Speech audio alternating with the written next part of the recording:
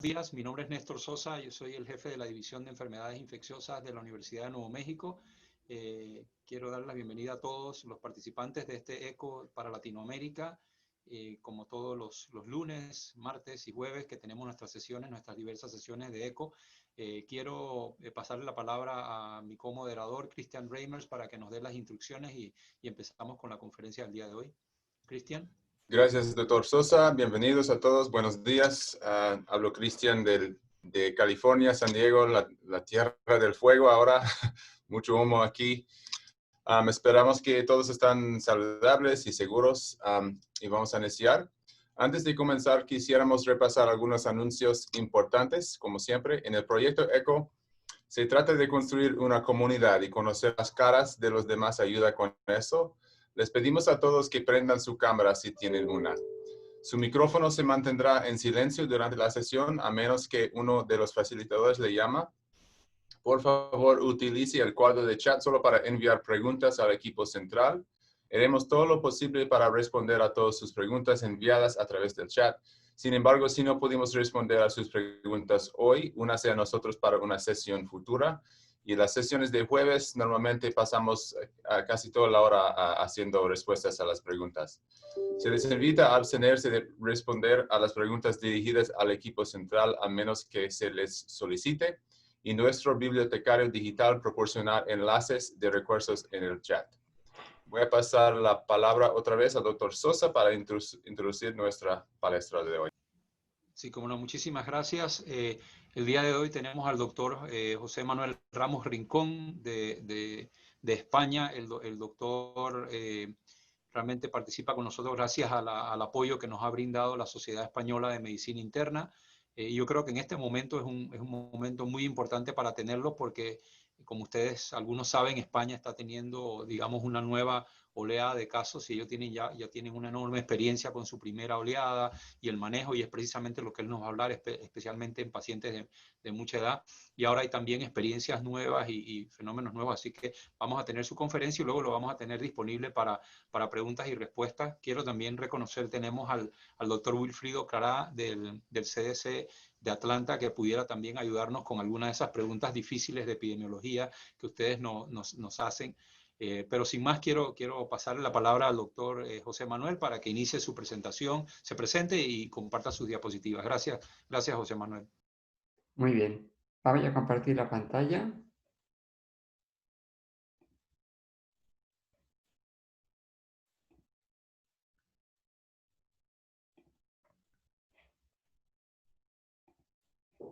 Bueno, ¿está bien todo? Sí, gracias. Muy bien. Bueno, pues yo voy a hablar de las características de los pacientes mayores de 80 años, nonagenarios y octogenarios, con la COVID hospitalizados en España a través del registro COVID de la Sociedad Española de Medicina Interna.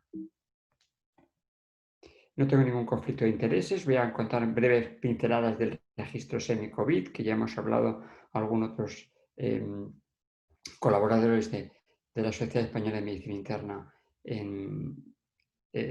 previamente. Primeramente vamos a hablar de qué es la cohorte de los pacientes por encima de 80 años, luego a continuación por las características demográficas de estas personas, la sintomatología, los aspectos analíticos, tratamiento, las complicaciones y la mortalidad que hemos encontrado en este colectivo de personas de edad muy avanzada. Bueno, hay que decir que yo trabajo en el servicio de medicina, trabajo aquí en esta provincia, en la provincia de Alicante, está en el Mediterráneo, esto es España, trabajamos aquí en la ciudad más importante de esta provincia, en el Hospital General Universitario de Alicante, estoy aquí y también soy profesor de la Universidad Miguel Hernández, que es la universidad donde está la Facultad de Medicina. Empezando primeramente, digamos, sabemos que los pacientes, este estudio ya se ha presentado en alguna otra comunicación aquí, en alguna otra ponencia, a los pacientes que aumentan, a medida que aumenta la edad, las comorbilidades van aumentando. El porcentaje de pacientes con comorbilidad que tienen por encima de 85 años, pues en este estudio, en torno del 28% en mujeres y en torno del 26% en hombres. También se ha visto, también se ha comentado en otra ponencia, digamos, la respuesta inmune, diferente que se ve en estos pacientes de edad avanzada y que pues, favorecen, digamos, los cuadros más graves en estas personas. Bueno, el registro semi-COVID es un registro en el cual pues, participan 150 centros en España, 150 centros, hay 41 centros que han incluido más de 100 casos y hay recogido cerca de 17.000 pacientes y ya estamos ya recogiendo la segunda oleada y de unos 640 investigadores de todos estos centros. Principalmente son centros que estaban ubicados en Madrid. Tenemos un registro donde vamos metiendo pues, toda una serie de apartados, unas 318 variables que metemos de cada uno de los pacientes que han ingresado. Son registros de pacientes ingresados en el hospital. Bueno, este es el primero, este es un resumen, esto es una infografía, digamos, del resumen de toda la cohorte de pacientes con 15.000 pacientes. La cohorte con las características más importantes. Y de esta infografía nos vamos a centrar en los pacientes por encima de 80 años. Y tenemos una publicación que está disponible, es open access y que está en español y que bueno, os animo a que pues, la veáis y la consultéis.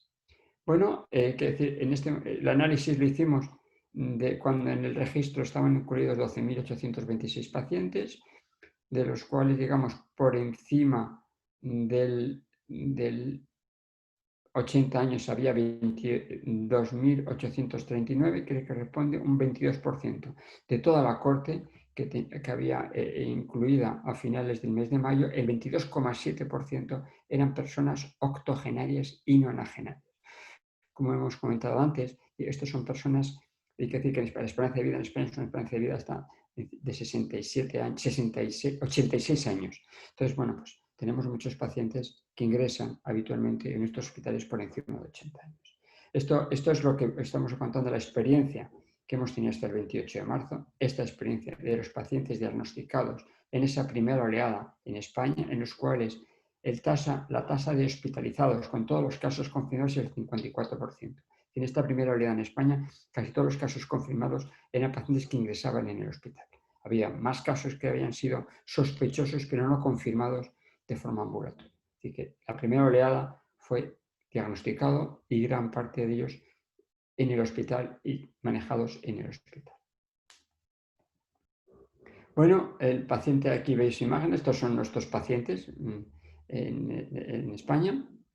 Bueno, ¿cómo eran? Hay que decir que la proporción de varones es del 49%, en las series generales es un poquito más frecuente en varones que en mujeres, pero hay que decir que en las personas de edad avanzada hay más mujeres que gente por encima de los ingresos por encima de 80 años, ingresan más mujeres que hombres, la supervivencia es mayor, pero en este caso, en la serie COVID es igual en hombre que en mujeres.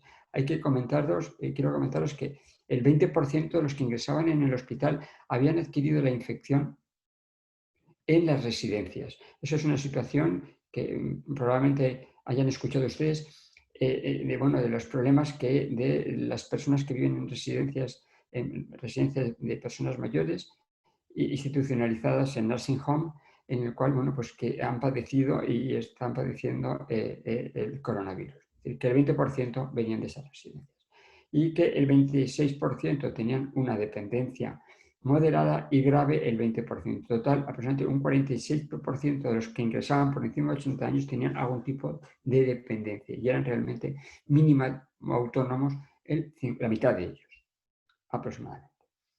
Hay que decir que bueno, tiene una elevada comorbilidad de estos pacientes. Ese es el índice de Charlson ajustado a la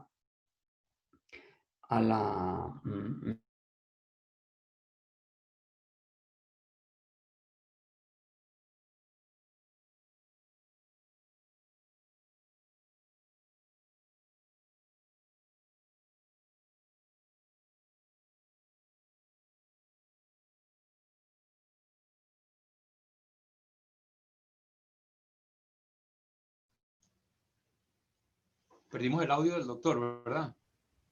Parece que sí. Doctor, fíjese si está en mute. ¿Él está todavía conectado o se salió de la...? Nuestro equipo de Sí, ¿nos podrá apoyar con el doctor José Manuel? Ah, le voy a quitar el vídeo a ver si... Oh, se acaba de ir.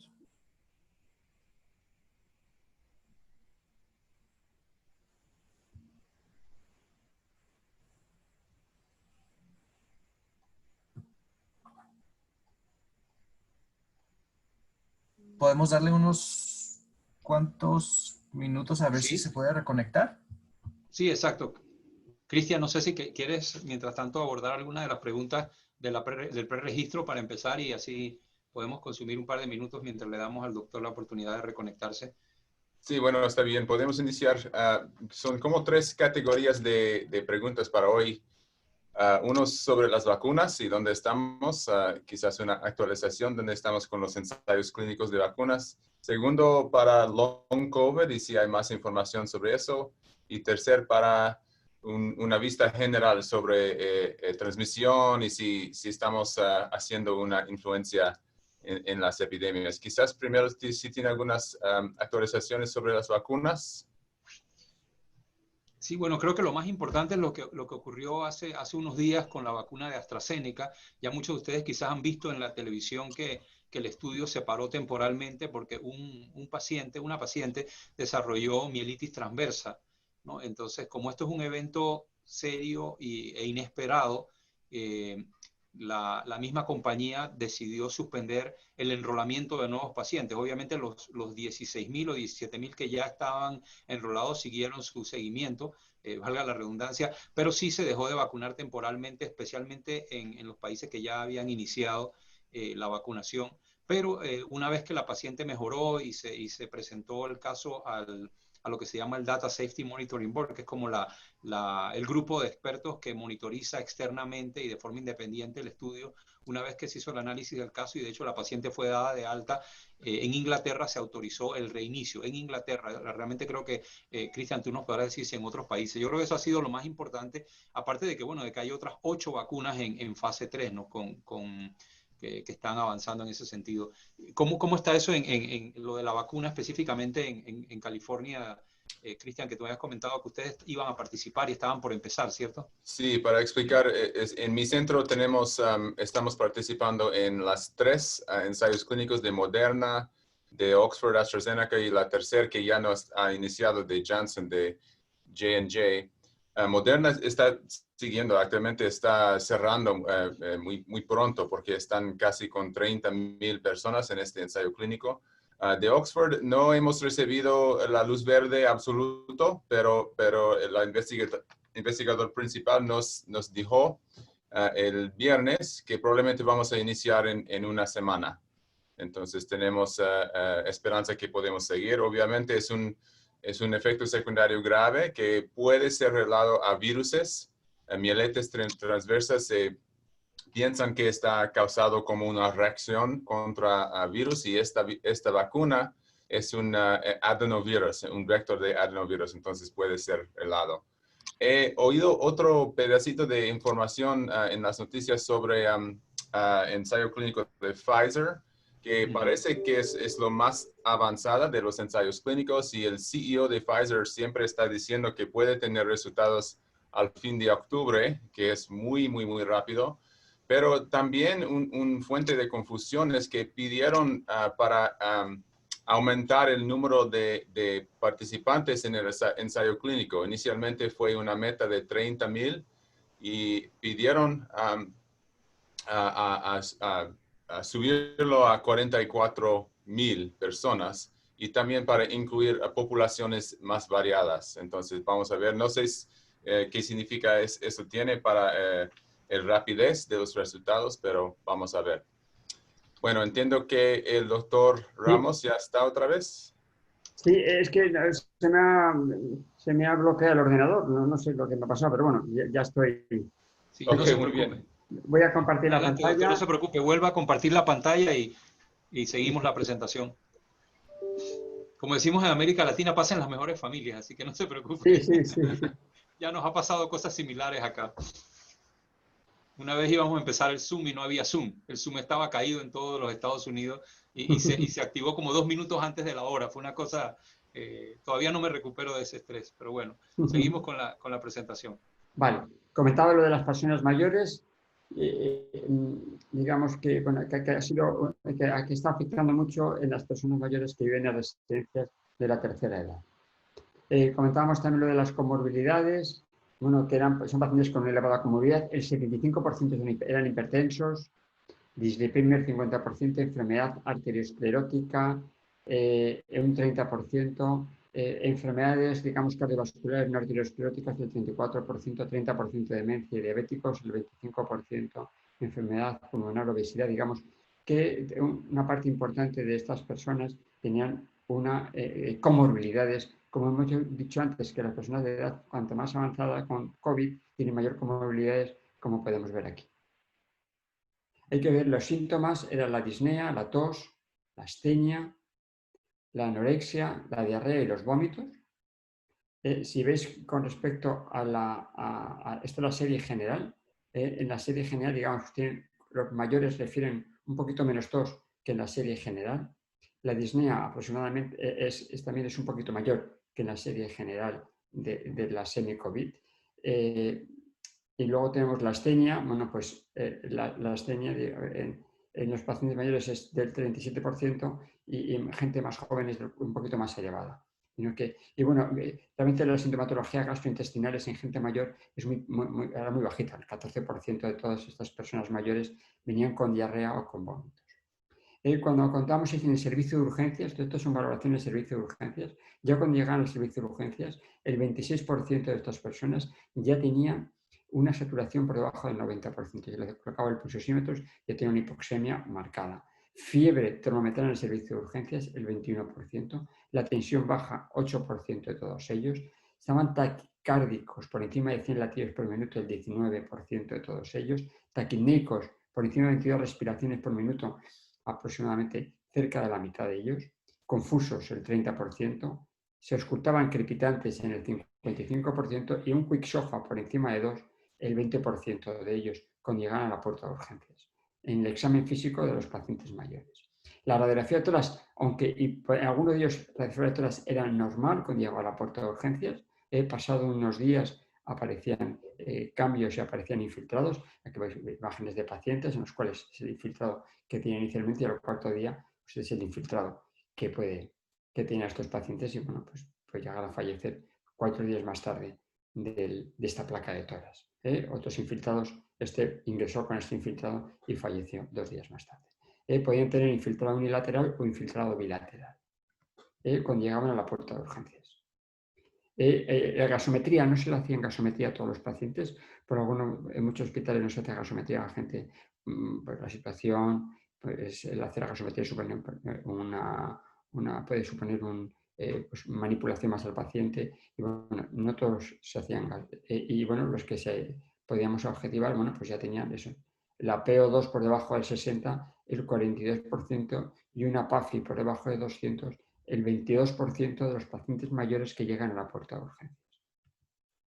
Estas son otras imágenes radiológicas, como he visto antes, que podéis tener este infiltrado, que cómo se correlacionaba con esta imagen de TAC. Con respecto al hemograma, tenían leucocitosis por encima de 10.000, 1 de cada 4, los neutrofilia, 1 de cada 4, los linfocitos por debajo de 800, un poquito menos de la mitad, eosinopenia, el 75%, monocitos bajos la mitad, anemia, pues el 15%, muy poquitos, y plaquetas bajas por debajo de 150.000, 1 de cada 3. En la puerta de urgencia pues tenían hiperglucemia de estrés casi la mitad de ellos, la función renal deteriorada por debajo de 45, del 36% de ellos, la LDH alta un 20%, las transaminadas elevadas en la puerta de urgencia eran menos del 10%, la PCR alta lo tenían la mitad de ellos, el lactato el 28%, la procalcitonina por encima de 0,15 la mitad, la interleuquina 6 en muy pocos que se determinó, la mitad ya tenían por encima de 40 en el servicio de urgencias, el dímero D elevado la mitad y la ferritina elevada la mitad cuando llegaron al servicio de urgencias estas personas. ¿Qué hicimos en ese momento? Pues en ese momento, en esta primera oleada, todos los pacientes, casi todos ellos llevaban beta-lactámicos, el 75% de todos ellos llevaban especialmente pues, ceftriaxona o un beta-lactámico, el 75% se le puso hidroxicloroquina, casi todos que se le pusieron hidroxicloroquina llevaban acitromicina, aproximadamente, bueno, pues casi todos llevaban las combinaciones. Lopinavir, ritonavir, se administró, eso depende de cada uno de los hospitales y las preferencias, pues casi la mitad de todos ellos también recibieron esta pauta de tratamiento. Los pacientes corticoides lo recibieron el 30%, el interferón muy poquitos, menos del 10%, tocilizumab menos del 3%, la colchicina se empezó a utilizar ya en el mes de abril, anakinra, pues nada, 11 personas, el baricitinib 10 y la inmunoglobulina 6. Esto, digamos, se utilizaron de una forma, digamos, anecdótica. La anticoagulación, sí, la anticoagulación sí que o anticoagulantes orales o con heparinina bajo peso molecular, un 18% no se le administró. Y el resto o eran en forma de profilaxis o una dosis intermedia o dosis altas, dosis anticoagulantes. En estas personas la ventilación realmente la empleamos en muy poquitos pacientes. La ventilación con alto flujo, pues el 7% tenía alto flujo. La ventilación mecánica no invasiva, el 3,9%, y la ventilación mecánica invasiva, pues solamente 22 de los 2.800 que hemos recogido en esta serie. Y que, bueno, muchas veces el alto flujo, aquí es un aparato de alto flujo, el alto flujo se pone en habitaciones especiales, no se pone en la habitación normal, y generalmente estos aparatos, la ventilación que no se hace en la unidad de cuidados intensivos, se hace en una unidad de cuidados intermedios, en los cuales esto principalmente lo suelen controlar y lo suelen llevar los neumólogos.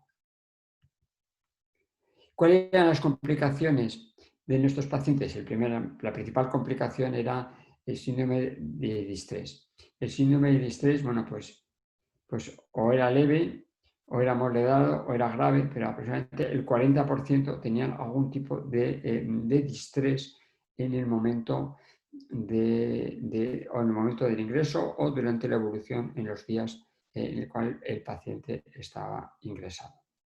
El fracaso renal es una de las complicaciones frecuentes en estas personas mayores, que es claramente mayor que en las más jóvenes. Las neumonías agudas bacterianas con un perfil bacteriano asociado al coronavirus, pues el 15% de ellos. Algunos se complicaron con empeoramiento de su insuficiencia cardíaca crónica con una forma aguda, un 15%, y luego ya pues sepsis, arritmias o shock, todo por debajo del 10%, pero con un abanico muy amplio de complicaciones. Que diga, las complicaciones como enfermedad tromboembólica, pues solamente el 1,5% de los pacientes de edad muy avanzada tenía esta enfermedad, esa complicación tromboembólica.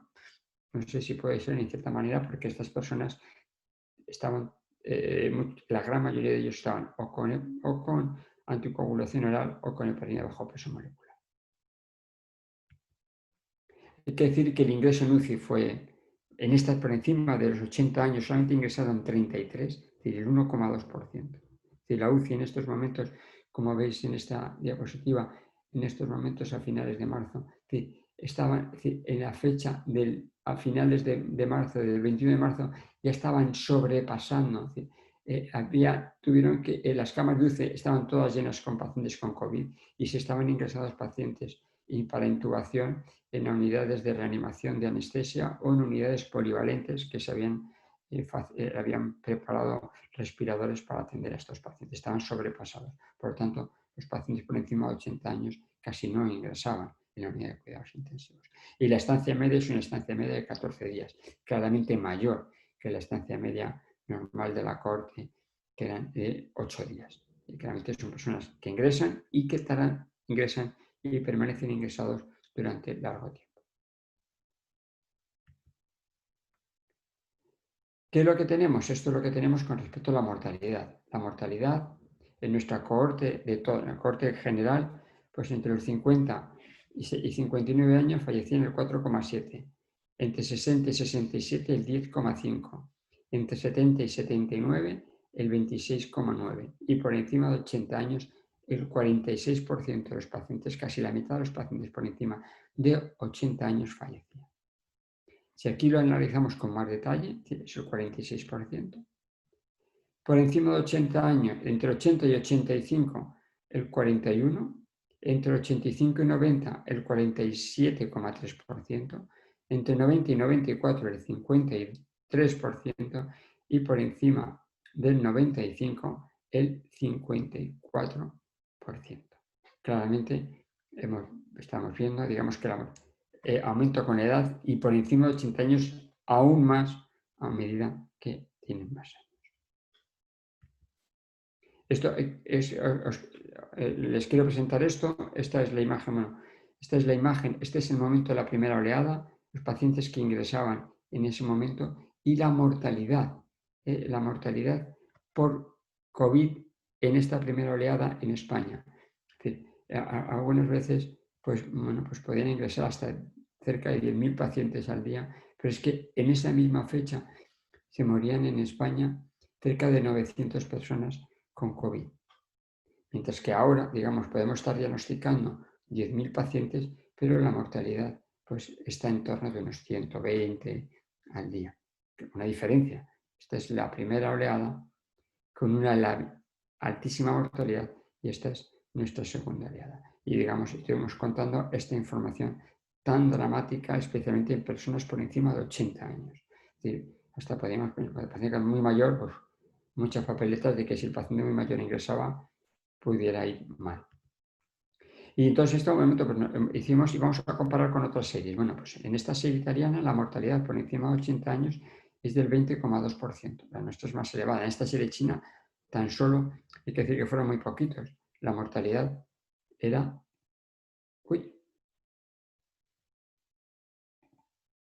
la mortalidad era del 14,8%. Sin embargo, en esta serie, la primera publicada en el JAMA, en el JAMA del Nueva York, pues tenéis aquí, por encima de 80 años la mortalidad era del 53,7%. Y en esta otra serie también en Madrid, de un hospital en concreto, pues también por encima de 80 años la mortalidad era del 40,5%. Es decir, que nuestra mortalidad por encima del 46% en la primera oleada, los pacientes por encima de 80 años, estaba muy en relación de lo que estaba pasando en otros hospitales de Madrid o inclusive en Nueva York. Bueno, esto os podéis presentar. Este es un paciente de 80 años de esta segunda oleada, EPOC, cardiopatía, bronquiectasis, portadora de BiPAP ya domiciliaria, oxigenoterapia domiciliaria, una elevada comorbilidad, una paciente respiratoria, bueno, que nos ingresan con esta placa, llegan a la puerta de urgencia, nos ingresan en una unidad que tenemos, digamos, esperando a que nos llegue el resultado de la PCR, como si fuera insuficiencia cardíaca, pero bueno, es insuficiencia cardíaca, pero la insuficiencia cardíaca más es un fallo central con redistribución. En este caso, veis aquí el infiltrado más periférico, ya tenía una interleuquina de 69, alta en la puerta de urgencias, tenía anemia, tenía la PCR no muy alta, sí que tenía la ferritina elevada, las transaminasas elevadas, y bueno, pues esta paciente tenía una elevada comorbilidad. Esta persona sí que, ella persona y el entorno ya habían formulado de que no, porque había estado ingresada en la unidad de cuidados intensivos hacía 2 meses y que no quería someterse a la intubación y a volver a la unidad de cuidados intensivos, y esta paciente pues falleció pues una semana después del ingreso. Y la conclusión, yo creo que esta conclusión la podemos dejar abierta o la podemos dejar después a la discusión entre todos y a la reflexión de los infección con COVID en gente de edad muy avanzada. Yo tengo que dar las gracias a todas aquellas personas que estamos trabajando en el grupo de la SEMI para recoger esta información del COVID-19, como he dicho, más de 600 investigadores, 160 centros. Bueno, Y gracias a todos vosotros, a todos ustedes por estar ahí detrás y escuchando esta presentación. Esta es una imagen desde donde yo vivo. Esto es una montaña, es una panorámica, es una montaña, bueno, que está a 900 metros. Esto es el mar Mediterráneo y esta es toda la costa de la zona donde yo vivo. Esta es la ciudad de Alicante, aquí veis. Esta es una ciudad que es muy famosa, que es muy turística, donde vienen muchísimos turistas. Ahora, este año no han venido. De Inglaterra no les han dejado por todas las restricciones de movilidad. No han venido, es una ciudad, está aquí. Y bueno, y aquí tenemos otras ciudades. Y bueno, para que aquellos que lo conozcan, digamos, este es la provincia, la zona de donde yo vivo, en Alicante, es, digamos, es como Málaga y es, digamos, es donde vive mucha gente de la tercera edad de Europa. Por ejemplo, aquí tenemos la colonia más grande de noruegos fuera de Noruega viven aquí. Tenemos mucha población de Noruega, muchos rusos de tercera edad que pasan aquí el invierno y el verano lo pasan en sus países. Y bueno, y eso es todo. Muchas gracias, doctor Ramos, y gracias para terminar con una imagen muy hermosa, que con números tan tristes tenemos que terminar con cosas bonitas también. Creo que doctor Sosa tiene algunas preguntas específicas sobre los datos que presentó. Doctor Sosa. Sí, cómo no. Gracias y excelente, José Manuel. La verdad que, bueno, si no van los ingleses, nosotros de América Latina vamos para allá lo más pronto posible, apenas podamos viajar, yo creo, después de esa foto. Tengo tres preguntas. Una que y me llama la atención. Primero, el bajo porcentaje de personas que ustedes pusieron en ventilación mecánica. Nosotros acá en Estados Unidos la filosofía es un poco diferente. Prácticamente que sin importar mucho la edad, los pacientes son ingresados en las UCIs y los ponen en ventilación mecánica, aún con edades avanzadas. Y me interesa ver la perspectiva, digamos, europea o española de esto, porque es un poco diferente. Se parece más a lo que hacíamos nosotros en América Latina cuando yo trabajaba en Panamá. El criterio de la edad, pues sí era un criterio para no ser tan agresivo, pero me gustaría saber si esa discusión se ha dado allá, porque acá el porcentaje de ventilación mecánica es mucho más alta, tomando en cuenta que un porcentaje importante de sus pacientes presentaron síndrome de distrés respiratorio, ¿no?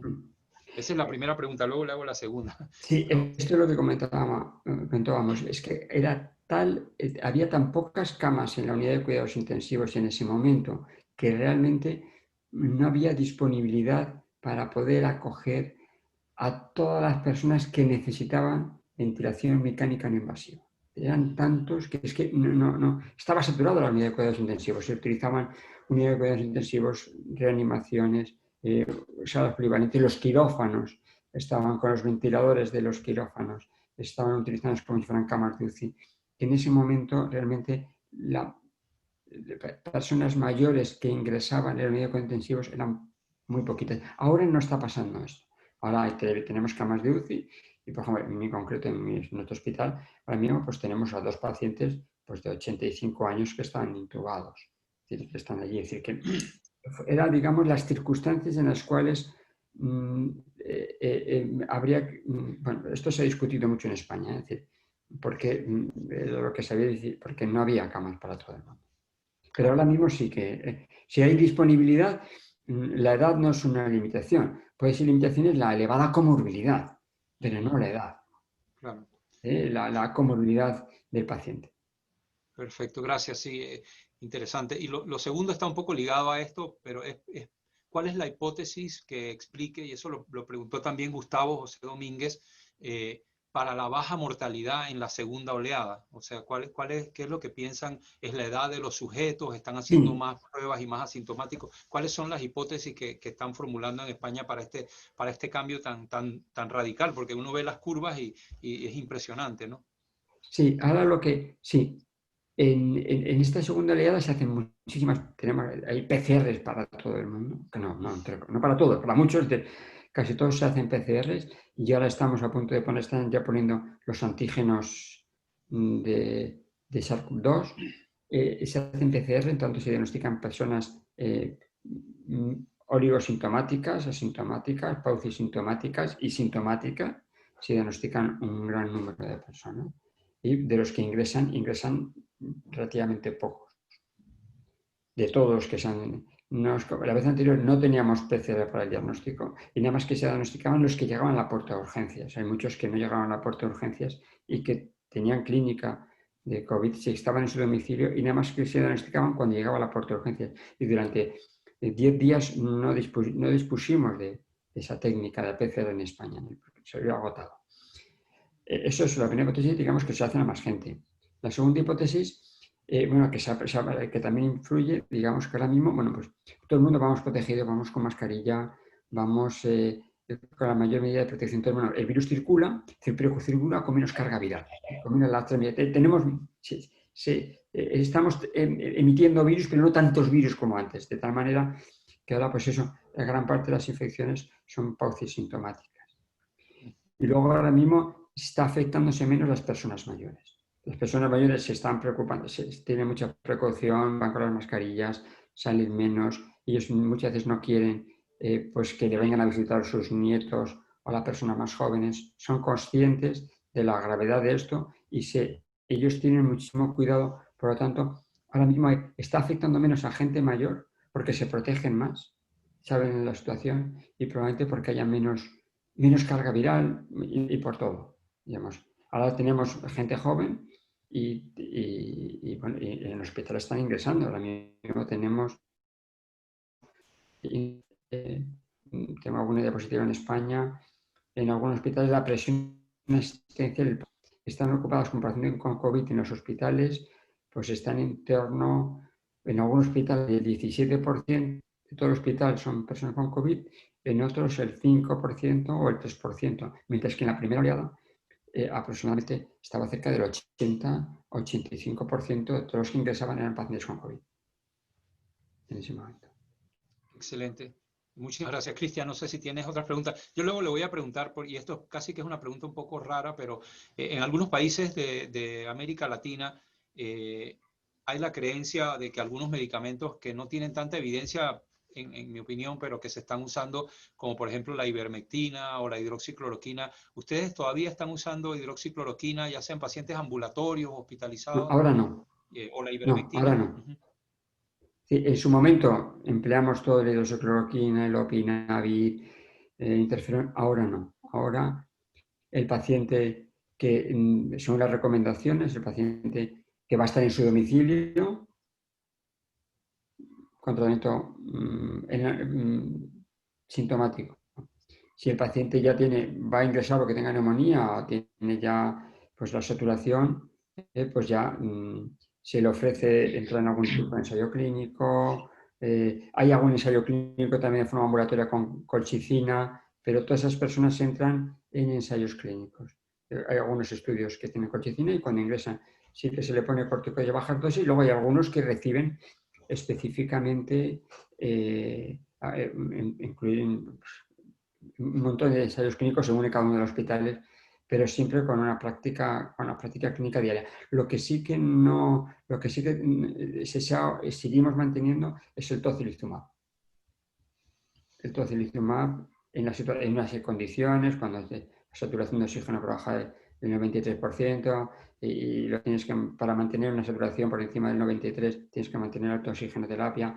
Estado muy proinflamatorio, sí que se está utilizando, aunque no ha habido ningún ensayo clínico con tocilizumab que haya demostrado pero sí que hay estudios de series de casos analizados de diferentes maneras, en forma de cohortes, en forma de Cox, es decir, con el estadístico de Cox, propensity score, bueno, que se ha visto que, bueno, que sí que parece que reduce la mortalidad en muchos de los ensayos, en muchos de los estudios de cohortes. Y así que se está utilizando.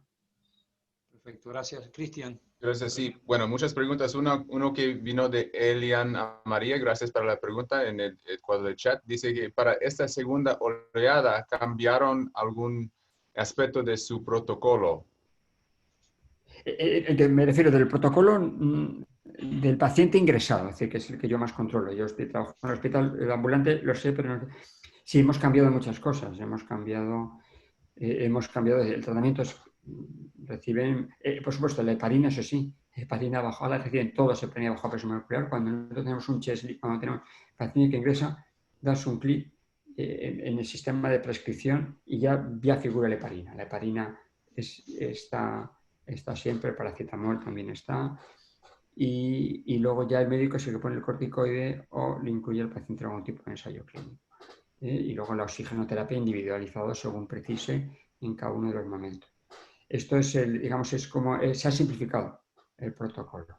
Se ha simplificado el protocolo y ya cuando y luego ya ahora mismo si el paciente pues no responde o tiene gran trabajo respiratorio, pues ya el siguiente paso es al alto flujo. El alto flujo que se pone en habitación especial, en habitaciones pues, de semicríticos con pues, los neumólogos lo controlan y controlan esa situación.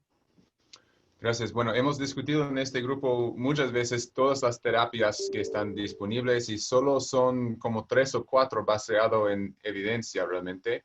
Uno es los corticoides, segunda es remdesivir y quizás el tercer puede ser plasma convaleciente. Una duda que yo tengo es que inicio en una de sus diapositivas primeras que un factor de riesgo de los que tienen más que 80 años es un sistema de defensa débil. Y si eso es el caso, debemos tener esperanza que corticoides van a tener efecto bueno, porque un aspecto de la enfermedad es como una respuesta demasiado fuerte del sistema inmunológico, pero si el sistema inmunológico ya está débil, vamos a tener beneficio de corticoides en los que tienen más que 80 años. Yo no tengo evidencia, pero yo sí que tiene un sistema inmunológico más débil o un sistema inmunológico que responde de una forma diferente. Sí. Entonces yo creo, si el paciente, yo creo que el paciente, se lo podemos poner, pero el paciente va a beneficiarse, hay que pacientes mayores que están muy inflamatorios, es decir, que la ferritina está elevada, la interleuquina 6 está elevada, la LDH está elevada. En esas personas, los corticoides sí que, mi experiencia sí que va, aunque sean gente mayor. Pero tenemos gente mayor que está en una residencia que no están mal, y esas personas, pues que la ferritina la tiene pues, un poquito elevada, la LDH la tiene normal, y hay personas que no se ponen muy inflamatorias, que no se ponen... Y algunos ingresan, pero ingresan por otra cosa y tienen el COVID. Tenemos algún paciente que ha ingresado pues, por una insuficiencia cardíaca y había sido diagnosticada de COVID en la residencia una semana antes y no estaba muy inflamatorio. Sí que hay que ingresar pues, para terapia defectiva. Así que hay algunos de ellos que no, y los que se ponen de forma inflamatoria, yo creo que sí. Okay. Imagino que está usando corticoides más frecuente después del recovery trial. Sí, ahora sí. Ahora, cuando el paciente ingresa en el hospital y precisa oxígeno, ahí sí que están con... Sí que estamos utilizando los corticoides, sí. Okay. Yo tengo una pregunta relacionada para el doctor. Hablando de ese sistema inmunológico que responde de una forma un poco diferente. En los hogares de ancianos vemos mucho a los pacientes cuando tienen una infección, en que cuando no hay fiebre, a veces si el personal que los cuida no está muy atento a otros cambios, como por ejemplo la desorientación del paciente o cambios tal vez muy leves, puede ser que el paciente llegue al hospital ya bastante avanzado en la infección. ¿Usted cree que esto también tuvo alguna relación en la mortalidad o cómo ingresaba el paciente en esa primera ola versus la segunda ola que estamos viendo ahora? ¿Cree usted que hay más alerta a esos síntomas tal vez más leves que deben los cuidadores de estar más atentos? Sí. Ahora mismo en España nosotros en las que están ingresados en la residencia, ahora casi todas las residencias se les hacen coronavirus a los residentes, a los trabajadores. Siempre que hay sospechas se les hace. Muchas de las residencias, cuando hay en una residencia de ancianos hay una persona que se diagnostica de positiva, aquí llamamos se interviene, y que va fuera del hospital, del sistema público, ayer aquí en España la sanidad es pública, va el equipo de enfermería o varias enfermeras y un médico y estudian a toda la residencia y monitorizan. Esa residencia está intervenida. Si no hay ninguno, no, pero cuando el que tenga uno positivo, ahora mismo se interviene. Y allí va, aparte de que esa residencia tenga su médico, tenga su equipo, va de fuera y supervisa y dicen el que tiene que ir al hospital y el que tiene que quedarse y hace una monitorización. Esto es lo que estamos haciendo y empezamos a hacer al final de la primera hora, pero aquí ya está establecido. Residencia con uno positivo, se van, aquí van del hospital o del centro a apoyar esa residencia. Gracias, doctor. Creo que tenemos un huésped del CDC, Wilfredo Clara, y creo que él quería hacer una pregunta también. Wilfredo, ¿puede encender su micrófono? Aló, buenos días, ¿me escuchan? Sí, Sí. sí, se puede. Hola, un gusto. Muchas gracias por la invitación. Mi nombre es Wilfredo Clara.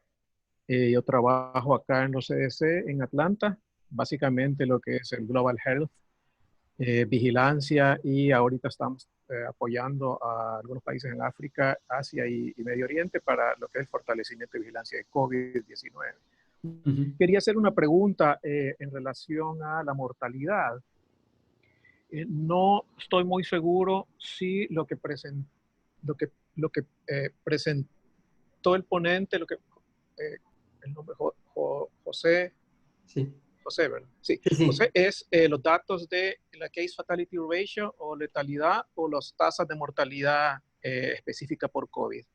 Cambio. No, este es específica por COVID. Es el CFR, es el ratio de crudo de mortalidad ajustado por edad de COVID. No, pero bueno, tengo alguna imagen en la cual claramente la mortalidad también aumentó. Sí, la mortalidad en general por COVID era esta, pero por no COVID también. Pasa que esa información no la tengo yo. Ok, perfecto. También han muerto más gente, no solamente por COVID, sino por no COVID. Claro, claro. Y me imagino que están trabajando o han estado estimando lo que son los excesos de mortalidad por COVID y no COVID asociados directa o indirectamente, ¿verdad? Sí, Okay. Sí. Eso se ha estudiado. Se ha Perfecto. estudiado y realmente se ha visto así.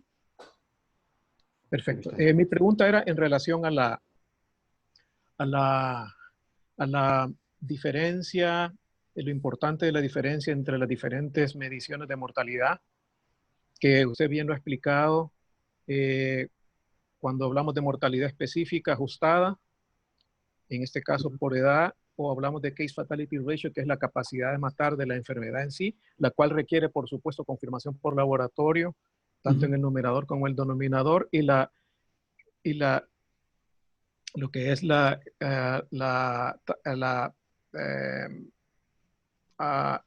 mortalidad, pero no necesariamente con el confirmado por laboratorio, sino que con el infectado, la cual es todavía más precisa, sin embargo es más complicada, ¿verdad?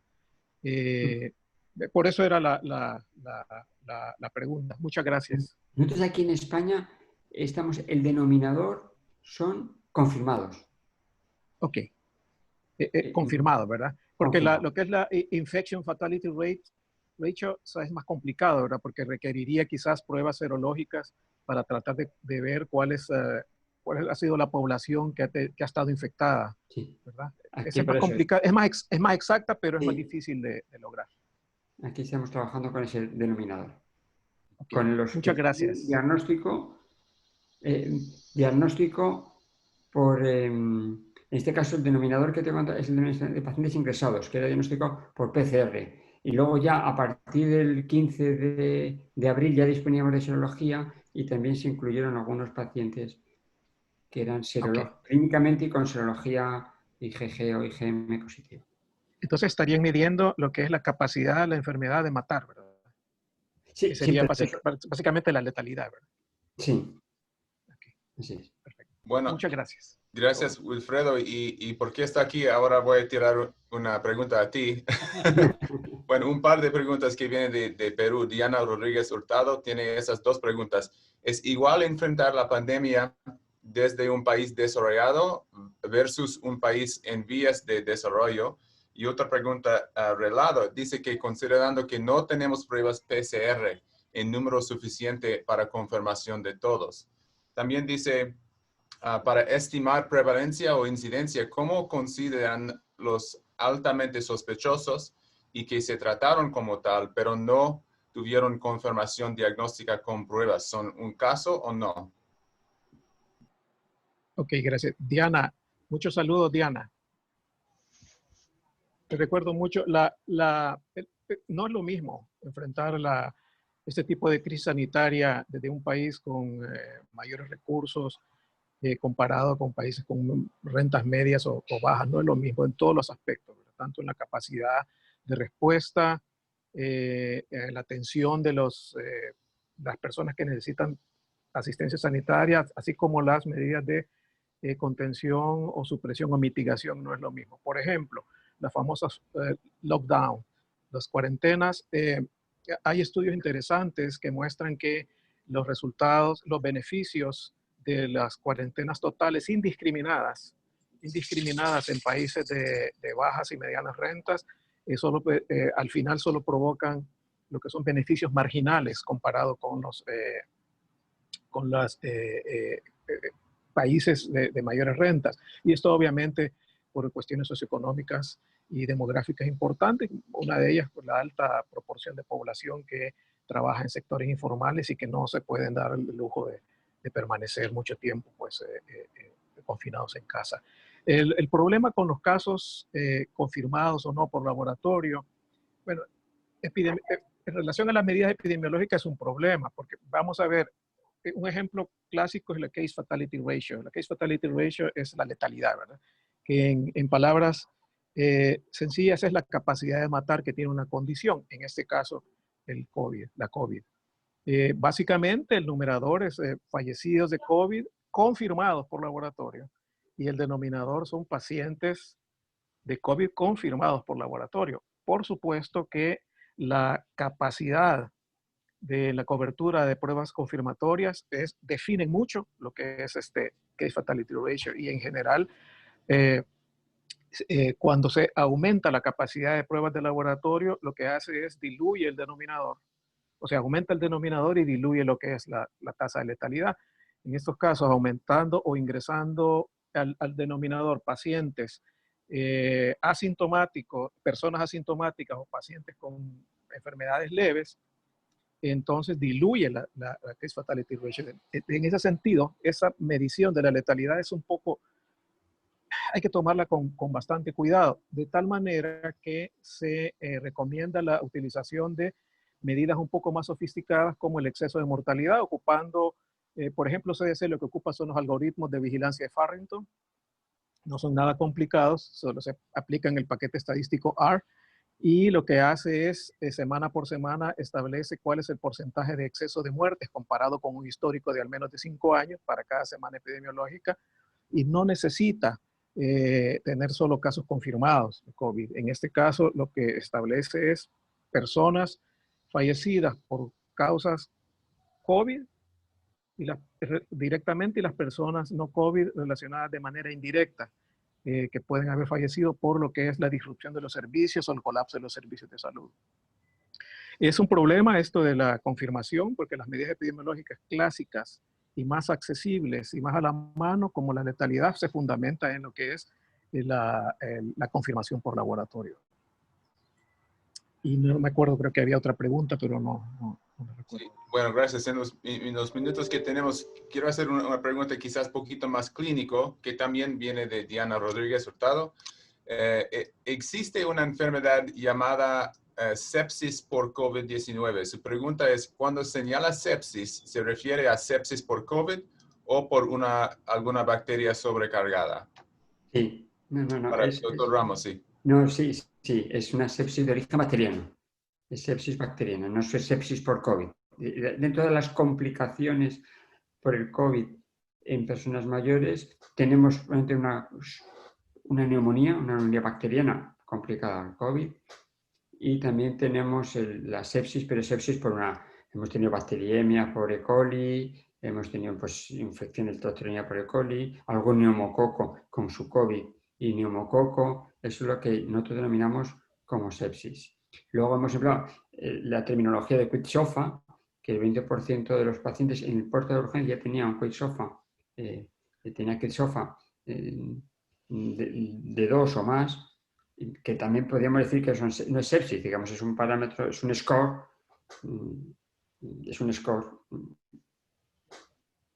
Ok, gracias. Sí, el papel de antibióticos es bien complicado, porque algunos dicen que se usa demasiado al inicio de COVID, pero es muy importante en las cuidadas intensivas. Bueno, quizás la pregunta final viene de Giselle Sosa, quizás para el doctor Ramos. ¿Se está dando algún seguimiento específico por secuelas en los pacientes sobrevivientes mayores de 80 años? Sí, nosotros les hemos ofertado a la primera oleada, les hemos llamado por teléfono. Primeramente les llamamos por teléfono a ver cómo están. Eso siempre, les damos de alta y si le llaman por teléfono pues a la semana, a las 2 semanas, y luego si le hemos hecho una visita, y les hacemos visitas al cabo de los 2 meses, y las personas un poquito mayores, pues bueno, nos han dejado pues más astenia, están más cansados y tienen los que hemos revisado, los mayores tienen eso, astenia, cansancio principalmente. Ok, muchas gracias. Quizás tenemos que terminar la conferencia. Néstor, ¿algunos comentarios antes de terminarla? Sí, no. Primero, ante todo, agradecer al doctor José Manuel, a Wilfrido y a todos los participantes, realmente a Elsie, todos los que han aportado a esta discusión. Recuerden que tenemos otras sesiones de ECO mañana martes a las 7 de la noche, hora del este, 5 de la tarde, hora de acá de montaña. Tendremos el ECO de IPC, de Infection Prevention and Control, o control de infecciones. Y me voy a hacer una misma propaganda. Yo ese día voy a revisar el tema, los últimos artículos que ha habido de transmisión, y la verdad que le he metido bastante cariño a esa revisión, así que te invito. El jueves tendremos la sesión de preguntas y respuestas completa, toda la hora de preguntas y respuestas de la audiencia. Eso es a las 4 de la tarde, hora de montaña, 6 de la tarde, hora del este de Estados Unidos. Ustedes ajusten ahí su horario. Así que para que participen también en esas otras sesiones educativas de COVID, y como siempre en esa sesión de los jueves tenemos la oportunidad de que muchos participen directamente, porque tenemos toda la hora, como dije, para discusión, y abrimos el micrófono. Y pueden también recordar 2 cosas. Uno, presentar casos. Si alguien tiene casos, la doctora Amarilla de Paraguay nos prometió casos, ahí la tengo en la lista esperando. Perfecto. Así que nada más escríbame un correo y con gusto podemos presentar de manera breve, obviamente, pero podemos presentar algún caso y abrirlo para discusión. Y recuerden diseminar estas actividades. La idea es tener más y más personas beneficiándose de estas buenas discusiones.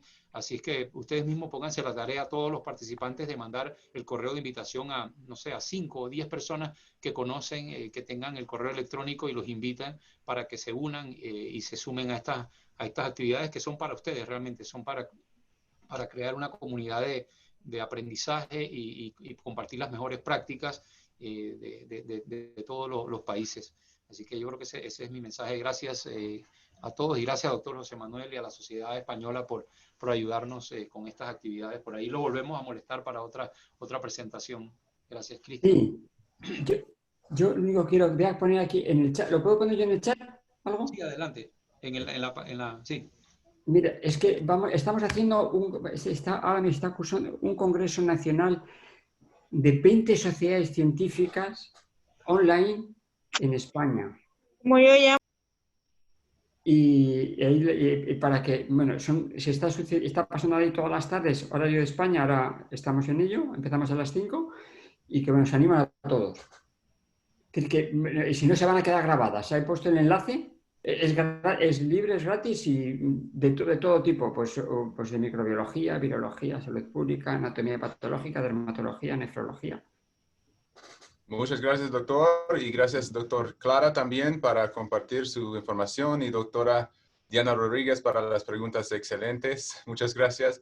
Esperamos que siga compartiendo su experiencia, sus preguntas y los casos clínicos también. Y nos vemos martes o jueves. Muchísimas gracias, un honor. Adiós, gracias.